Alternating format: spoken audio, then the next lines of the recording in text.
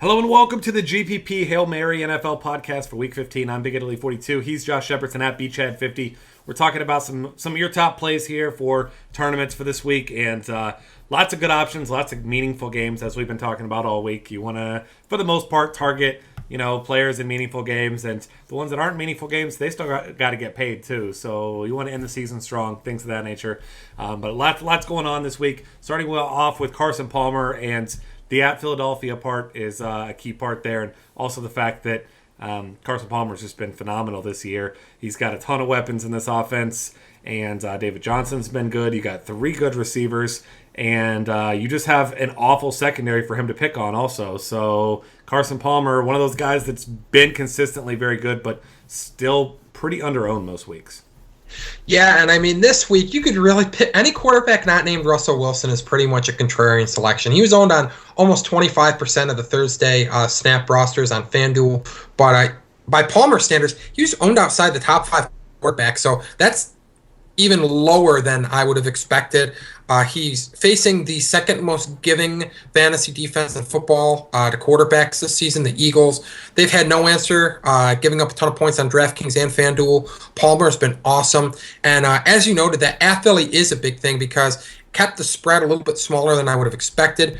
And with the high over-under total, low-ish spread, under a touchdown anyway, means that Palmer's going to get to air it out from start to finish. Has David Johnson as a pass-catching back out of the backfield, has the trio of receivers that you highlighted, Fitz, Michael Floyd, John Brown, even J.J. Nelson's emerged as a big play threat as number 4. No shortage of weapons for him to throw to. Ceilings through the roof. Has second most touchdown passes this year, airing it out for a ton of yardage. Doing everything you could ask for from a quarterback short of running the football. But at this point, you take that pocket presence from Carson Palmer and take it all day. Yeah, absolutely. And you're going to be hard-pressed to find someone with a higher floor than he has this week.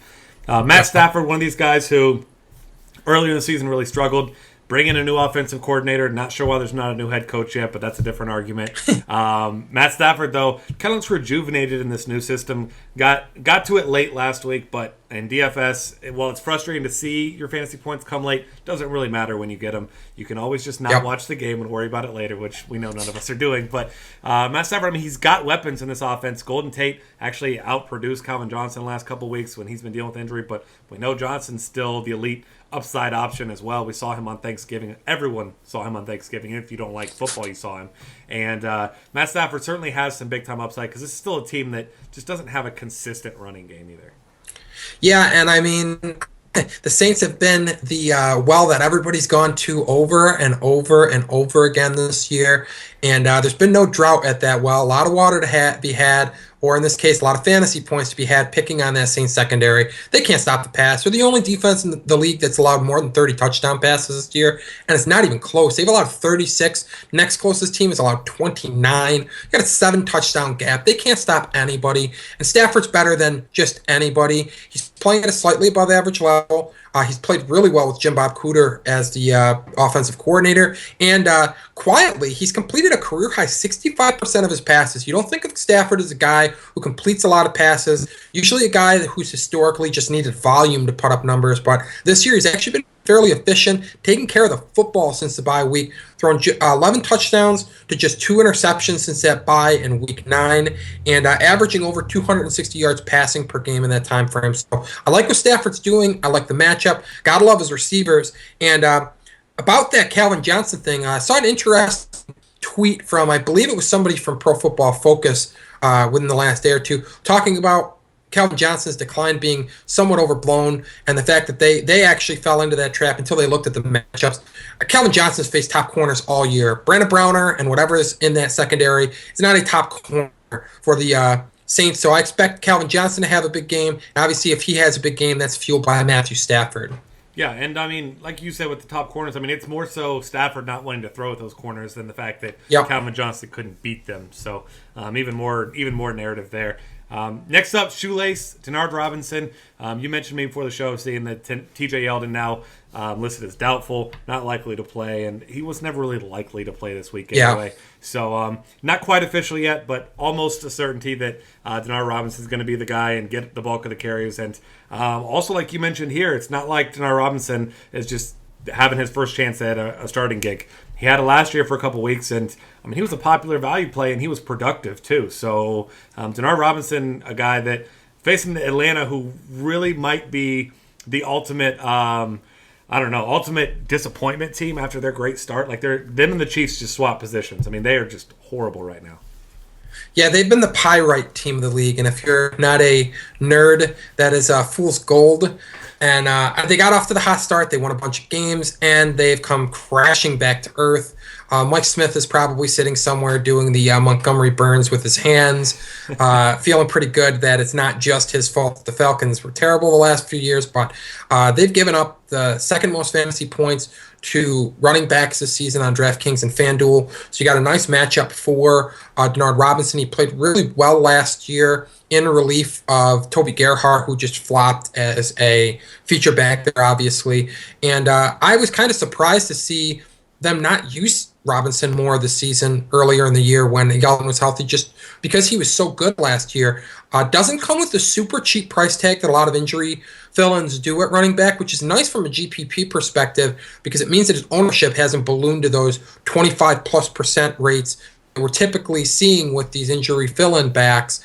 In the Thursday contest over at FanDuel, the snap, he was owned on just over 10% of roster. So you're getting a nice little low ownership rate for an injury fill-in at running back, and one that's played like a nice feature back in his opportunities. I mean, last week in relief of Yeldon, he ran for 75 yards and a touchdown on 14 carries. So it's not like it was just last year and he's done nothing this year either. He's looked pretty good when he's gotten the chance.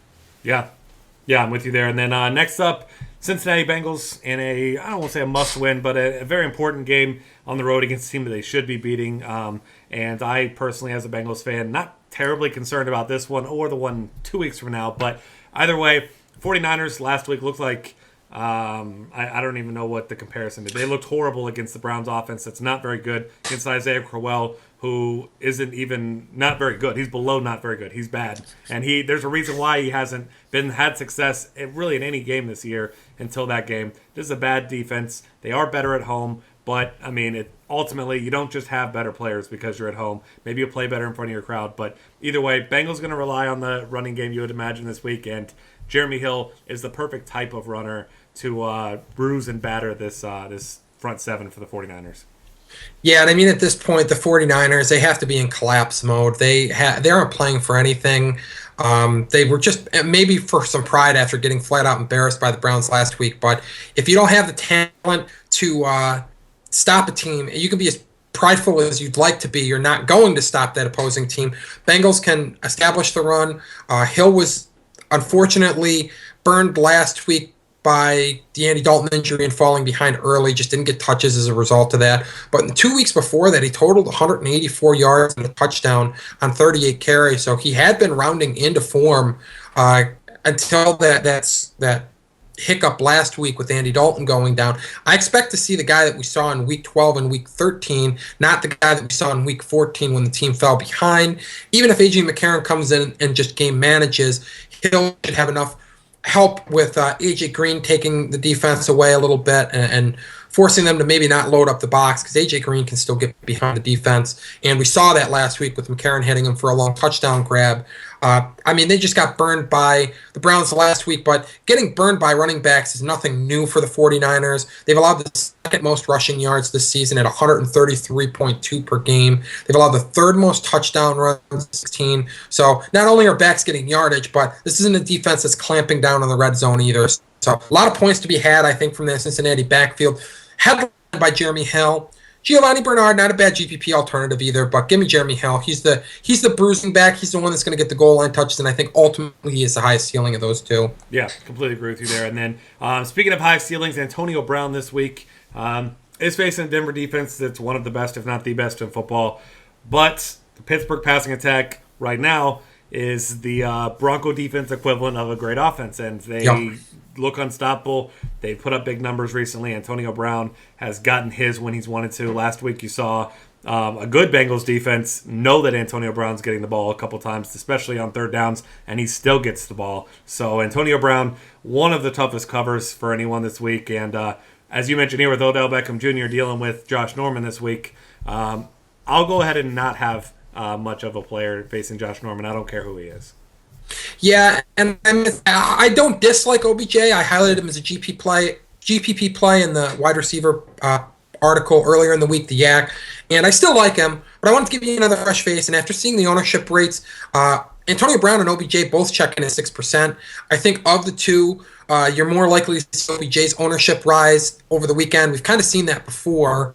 But Brown actually has a slight. It's unbelievable to say that he has a softer matchup facing the Broncos defense, but Josh Norman is better than any of the cornerbacks that the Broncos have, and they have very talented cornerbacks.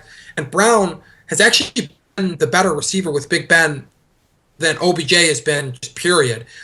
This year, with Big Ben playing, Brown's averaged 12.89 targets per game, 9.22 receptions per game, and 129.11 yards receiving per game with 7 touchdown passes, and that's in 9 games. So he's averaging almost a touchdown reception per game, which is on par with what OBJ is doing. Obviously, OBJ is playing at a high level of late, catching more touchdowns. But, I mean, we've got a ceiling. Their ceilings are comparable. And Brown has a slightly better matchup, but both have low ownership rates, 6% in the snap on FanDuel on Thursday. So I really like Brown as a strong GPP play. And I think if you're paying up at receiver this week, that's going to be very contrarian because everybody's paying down. Look at the receiver rates or the ownership rates for Doug Baldwin, Tyler Lockett, the 2 highest owned receivers in the Thursday contest. And people are paying down for some other options like Michael Floyd as well, while they're paying up at running back and quarterback this week. So pay up for one of these top receivers. You're going to get a low ownership rate, and you're still going to get a high ceiling. Yeah, absolutely. Definitely. Anytime you could target a guy that's as good as him at this low ownership, I'm going to be signing up for that in GPPs. Next up, Larry Fitzgerald. We mentioned Carson Palmer. Everybody wants to, in GPPs it seems, play the guys like Michael Floyd and like John Brown, the big play threats, the deep play threats, because they could pay off their tag in with one play. But they also, especially John Brown, could not catch, I mean, I'm not going to say 0 catches, but, very low floor, whereas Fitzgerald gives you the floor, but also the red zone target, so he does give you the upside.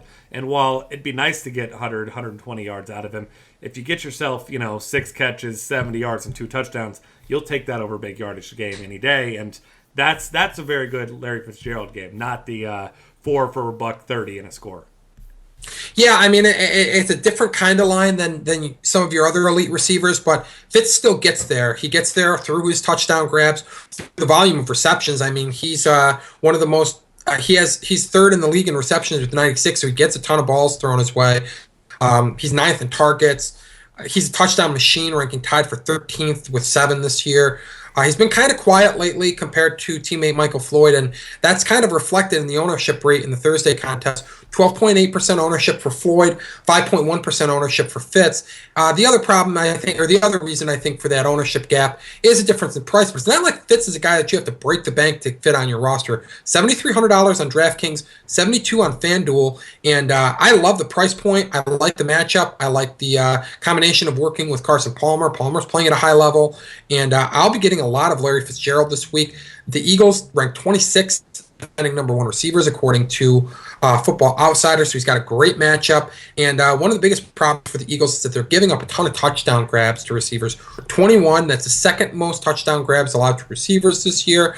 And we know Fitzgerald is just a big red zone threat. He catches a ton of touchdown passes. And I like the way that this matchup shakes out for him, and I love seeing that sub 6% ownership rate. Yeah, that's absolutely a nice time to get a guy like him. Next up, Allen Hurns, a guy who has dealt with injuries, but he also dealt with a 7-game streak where he scored a touchdown every single week. So he's a guy who gets consistent looks, and we mentioned earlier with the running game in Jacksonville that there's no dedication to that running game. There's a dedication to throw the ball, continue to throw the ball, and then throw the ball some more, which is good for guys like Allen Hurns, who doesn't need a ton of targets, as you saw last week, to pay off his tag because he's a deep threat and he gets red zone looks.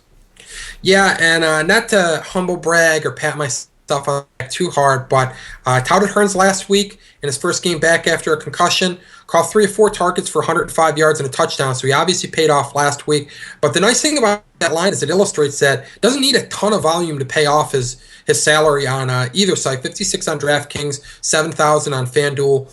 More so a bargain on DraftKings than FanDuel, but he's a big play threat. I mean, he's averaging over 15 yards per reception this year. He's caught a number of touchdown passes, and he reeled in 3 of his 4 hit receptions. Blake Bortles loves throwing to his receivers. Allen Robinson, obviously the number one in that offense. I'm not disputing that, but both he and Hurns have had big games together. It's not a matter of either or. They can both put up big games. Even Julius Thomas finding the end zone doesn't scare me off of Hurns as a nice GPP play.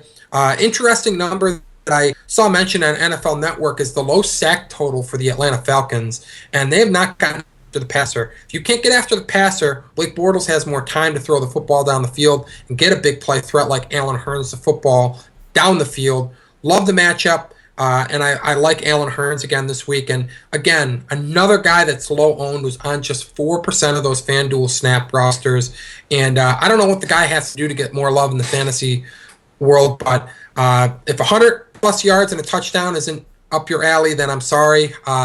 It's up my alley, and I'll go ahead and get him on some DraftKings teams and a few of my FanDuel teams as well. Yeah, absolutely. And then this next guy was the guy who is questionable for this week, but looks like he's going to go. Alshon Jeffrey's questionable as well. He's also on the right side of questionable. But either way, Zach Miller taking over an expanded role now that Martellus Bennett's out for the season, and we've seen him have some big games as well. And he's a guy that gets a decent amount of volume. So in a game against a tough Minnesota defense that gets after the quarterback at a decent amount. Jay Cutler and this running game, they've shown dedication to it at times. I mean, you saw a couple weeks ago, Matt Forte had a bunch of carries. Then last week it was kind of split. So this is still a team that passes the ball quite a bit. And really outside of Alshon Jeffrey, there's nobody else in that receiving core. So it's Alshon Jeffrey, and then it's Zach Miller, and then it's whatever's left for the running backs in the passing game. Yeah, and game flow should really work in the favor of the Bears. The line has moved from 5.5 points to 6 points for the Vikings as favorites at home. If the Bears fall behind, which odds makers seem to think they will, that means that they won't be able to dedicate themselves to the game, even if they want to. You got to play catch up at some point. You can't just milk the clock when you're trying to score points and catch up to the Vikings. That means that they're airing it out. And as you said, Alshon Jeffrey's clearly the one in that offense. But Zach Miller is clearly the two at this point. They haven't used the backs like they did with Mark Trestman as the head coach, and that means that Zach Miller has really thrived. Even before Martellus Bennett went down, he was catching touchdown passes. He has 5 touchdown grabs in his last 6 games, and last week went for 85 yards receiving and a touchdown in his first week, really, as the number one atop the tight end depth chart. So I like what Miller's doing this year with Jay Cutler, especially of late. And at worst, I think you've got touchdown upside with Miller. But unlike some of these touchdown-dependent tight ends, like a Richard Rodgers, for instance, Miller's actually put up some yardage in a few games this year as well. Yeah, definitely. So you get yourself a little bit of safety and some upside with him in this matchup here. So that's going to wrap things up for us for this week. Find us on Twitter at DFCafe. Find us... just subscribe to our YouTube channel since I can't talk and it's late at night now. But check that out. Find us on Twitter and all that. And then we'll check out the rest of our content at dailyfantasycafe.com.